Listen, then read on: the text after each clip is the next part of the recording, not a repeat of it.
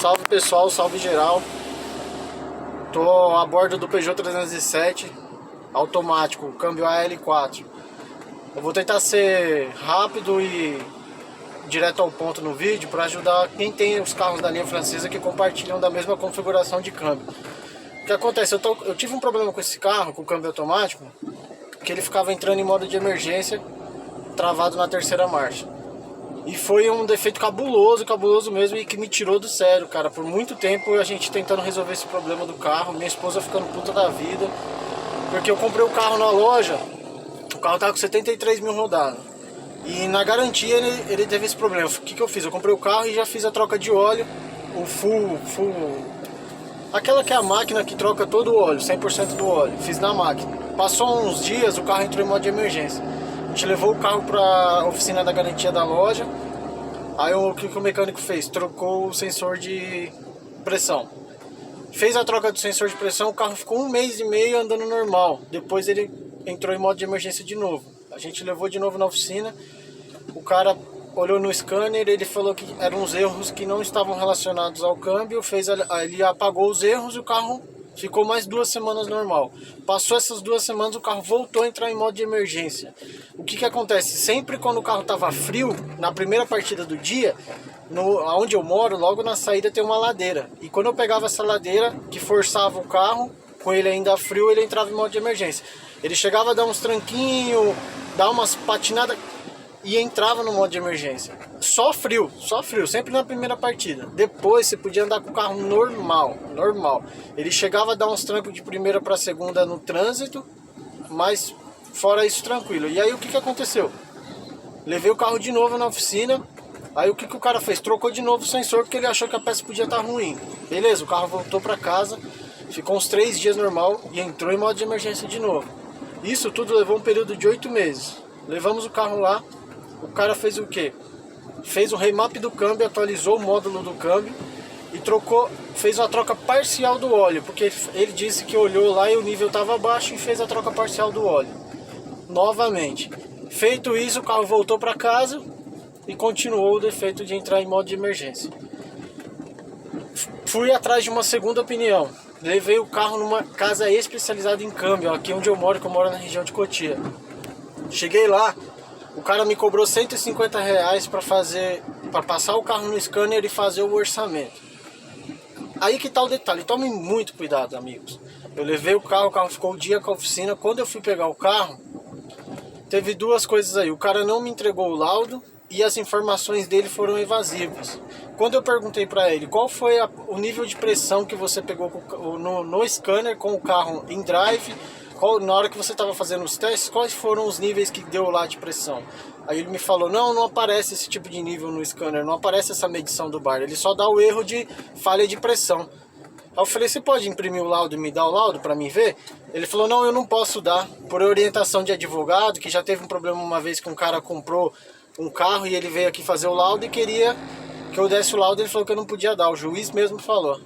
Aí eu já caí na do cara, eu falei, pô, e ele falou, ó, seguinte, seu carro tá com resíduo de metal no óleo, que a gente tirou uma amostra do óleo do câmbio, deu falha de pressão no scanner e ele tá patinando de primeira. Meu carro não patina de primeira. Mesmo quando ele dava nesses problemas, ele não patinava. O que aconteceu foi que ele dava umas falhas que parece que ele patinava. Aí o que eu fiz? Quebrando muito a minha cabeça, porque eu já mexi muito em carro, só em carro meus, né? Não em carro de terceiro. Eu tenho um pouco de experiência com mexer com carro. Aí eu fui começar a investigar eu mesmo, porque eu comprei aquele Obed E2 que vende no Mercado Livre e não funcionou no meu carro e eu não arrisquei comprar outro. Ele reconheceu até em outro carro, mas ele reconhece com uma mensagem lá que é pirata, é um dispositivo pirata, então ele não estava pegando. Eu tive que fazer como a moda antiga, por etapas.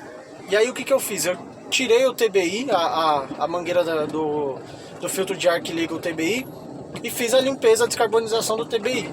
Ok, saí com o carro subiu a ladeira, 2 dias seguidos ele não entrou em modo de emergência. No terceiro dia ele entrou em modo de emergência. Eu falei, acho que tá aí o defeito. Aí eu fiz novamente a limpeza do TBI, ele entrou uma vez e em seguida ele já não entrou. Aí depois ele continuou entrando normalmente. Eu falei, o problema tá nesse caminho. Tirei o sensor MAP, fiz toda a limpeza do sensor MAP com descarbonizante, ok? O carro fez a mesma coisa, andou 2 dias sem entrar em modo de emergência. Depois ele voltou a entrar em modo de emergência. Todo dia, na partida frio, ele entrava em modo de emergência. Tô dentro do carro, ó, não dá tranco, o carro tá andando normal.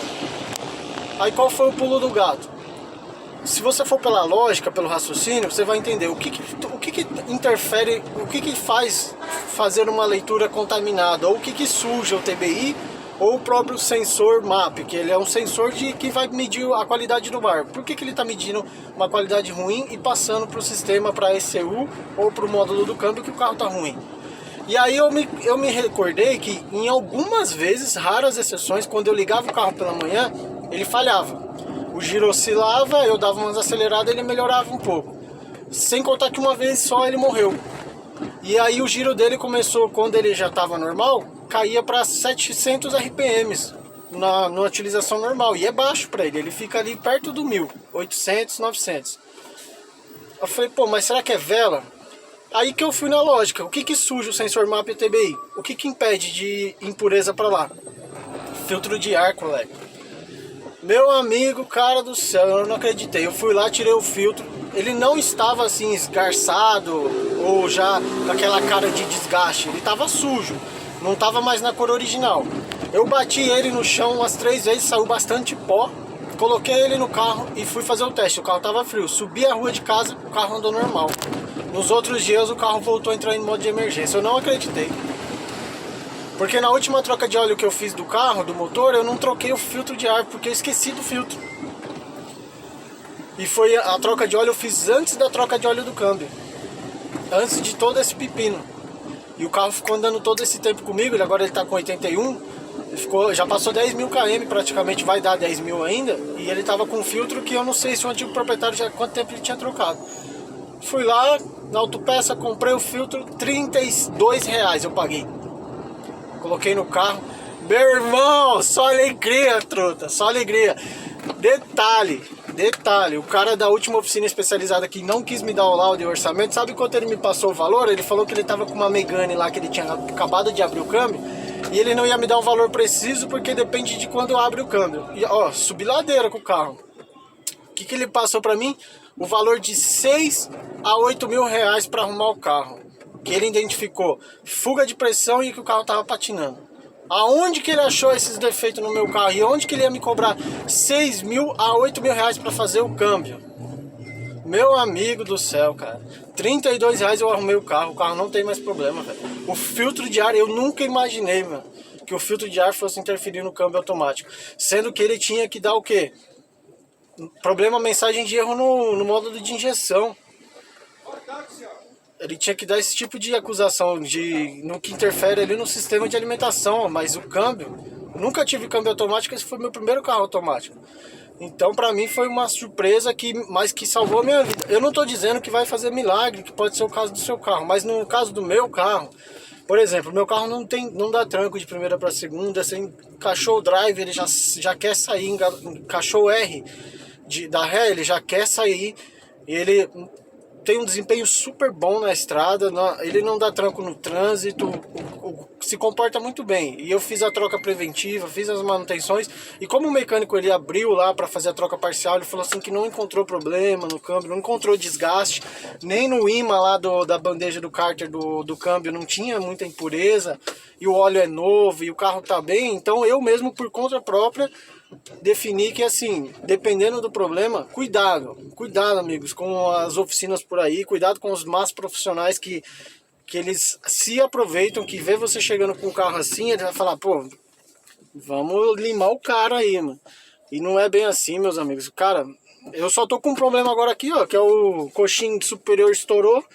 Tô esperando virar a fatura do meu cartão pra mim comprar, e eu mesmo vou trocar aqui em casa, porque o cara já me cobrou R$150 pra trocar, e eu não vou pagar, né? Só vou comprar o kit de chave que eu não tenho.